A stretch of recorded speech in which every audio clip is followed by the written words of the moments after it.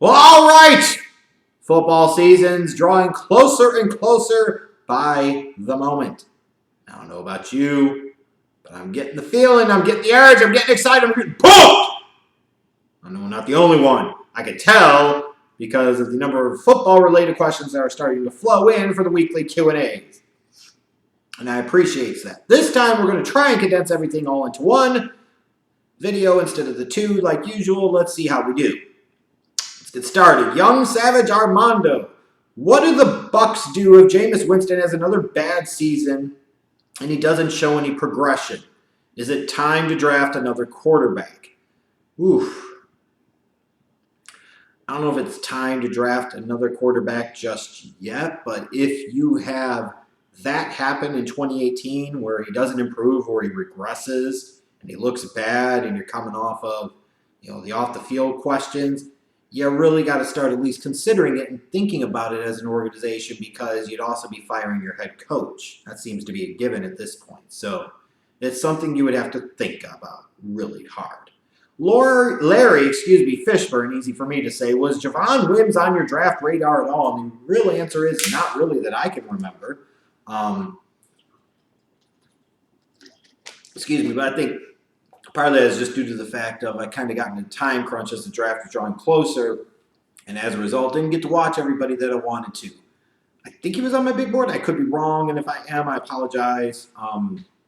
But yeah, went on my radar, and most certainly didn't expect him to look as good as he has in the preseason. It's a positive thing. Yakum Flavor, who is the worst Chicago Bears quarterback you have ever seen? Good God, that list is extensive. Steve Stenstrom sucked cock. Moses Moreno was god-awful bad. Henry Burris was a nightmare. Jonathan Quinn and Craig Krenzel experience anybody? Anybody? But the sheer worst quarterback of the Bears I've ever seen with all of those turd Fergusons, especially Jonathan Quinn and Craig Krenzel, has to be Cade McNown. Fuck that little lefty punk. He sucked. Especially because you factor in the Bears took him 12th overall in 1999. He has to be the worst Bears quarterback I've ever seen. By 2001, he was cut. 12th overall pick. In 2 years, they had enough of him. He was gone. Sayonara. See ya. Bye-bye. Worst quarterback they ever had in my lifetime. And there have been some bad ones. A lot of bad ones. John Ryan Goat. Is Stat Padford good enough to lead Detroit to the Super Bowl, considering he only has like 6 or whatever it is career wins against teams with a winning record? I think from a talent standpoint, he is. I don't know if the game always matches the talent, but I also think it's partially about the balance of the team, specifically offensively. You have to be able to balance that offense better, and you have to be able to run the ball more consistently with purpose and meaning and significance, and something they just haven't been able to do in several years now. In theory, yes, but a lot of things would have to happen. You'd have to take some of that pressure off of Matthew Stafford, in order for that to happen. Halloween, where you at? Where you at, though? Favorite athlete of all time of yours? Walter Payton or Ken Griffey Jr.? From a respect standpoint and a legacy standpoint, and all of that is Walter Payton. But the real truth of the matter is I can hardly remember him actually playing in the mid-'80s because I was a very young tyke myself. So when it go based off of athletes that I've actually watched and experienced and saw their careers, the obvious answer is going to be Michael Jeffrey Jordan.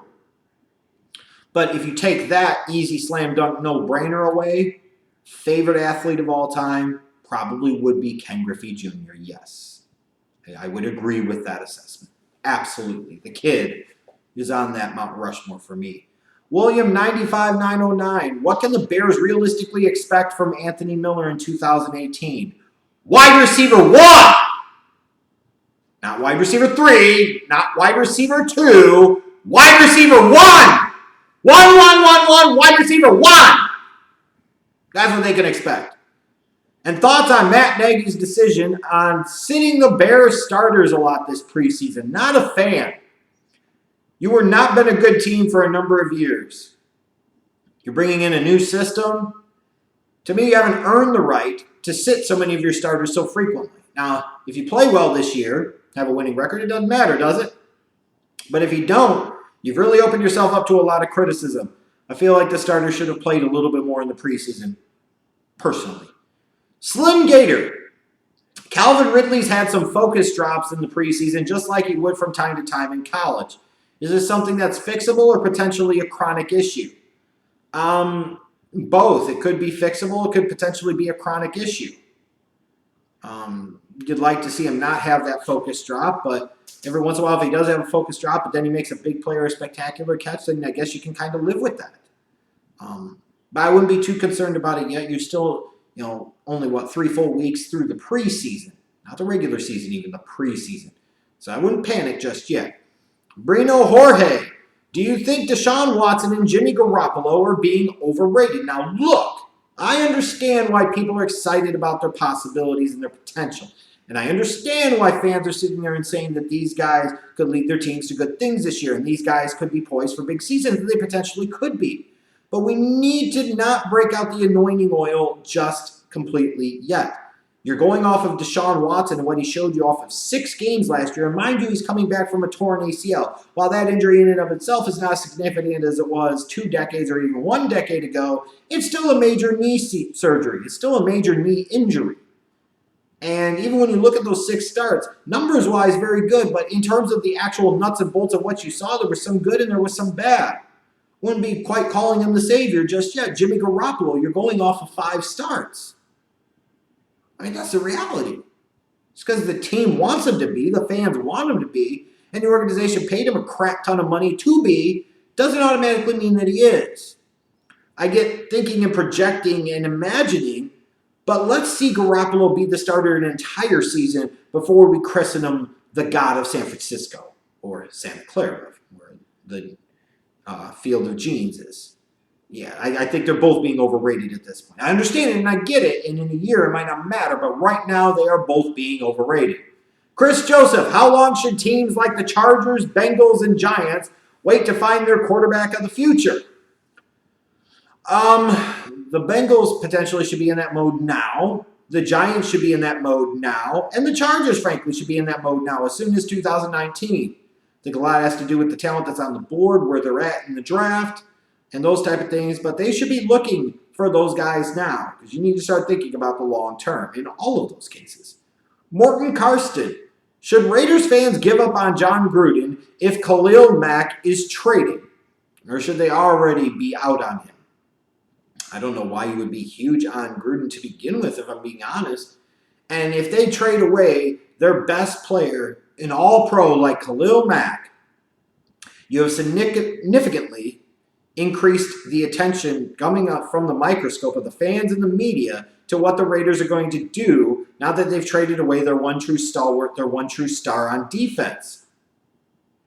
If I was a Raiders fan and they traded away a stud like Khalil Mack, I'd really wonder what the logic is. I'd really wonder what the hell is going on, and I'd really question why this team thought it was more important to give John Gruden $100 million than a guy that's actually on the field like Khalil Mack $100 million.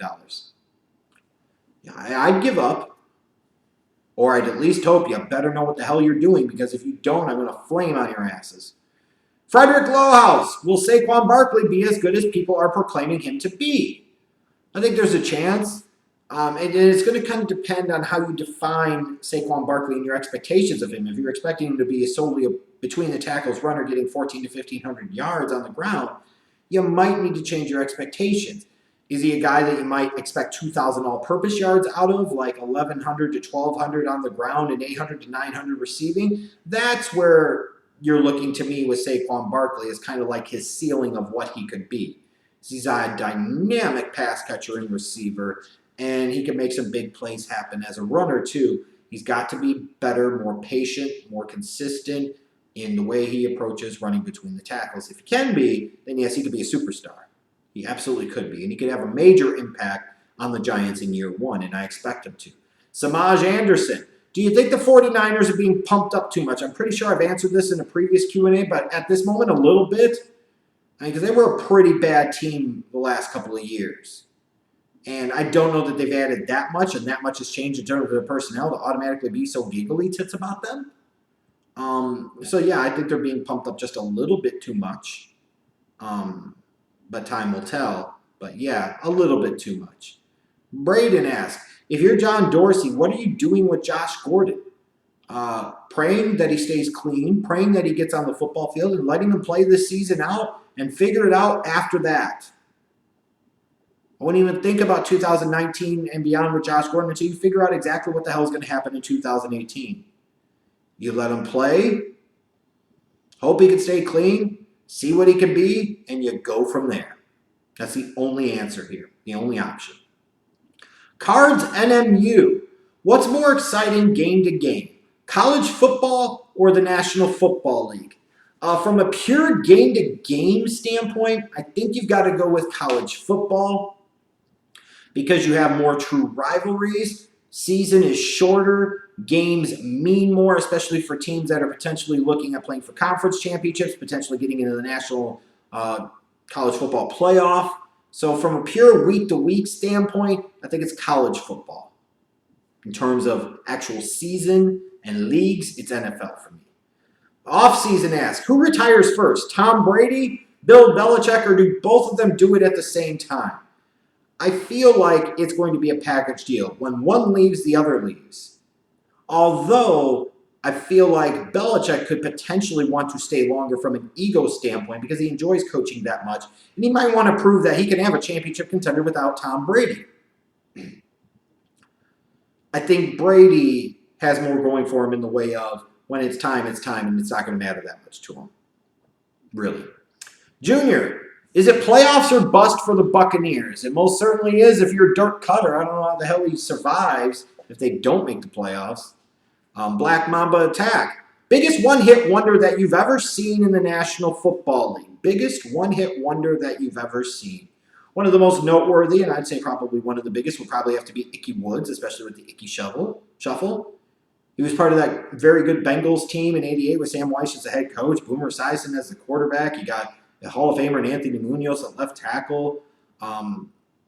That was a good Bengals team. They used to have good teams in Cincinnati that went to Super Bowls, 2 of them in the 80s, as a matter of fact, under 2 different head coaches with 2 different quarterbacks. But when you look at them, Ickey was a star. He was a sensation. Then he tore up his knee the next year, and he was never the same. There have been other major one-hit wonders, but he was a big-time one-hit wonder.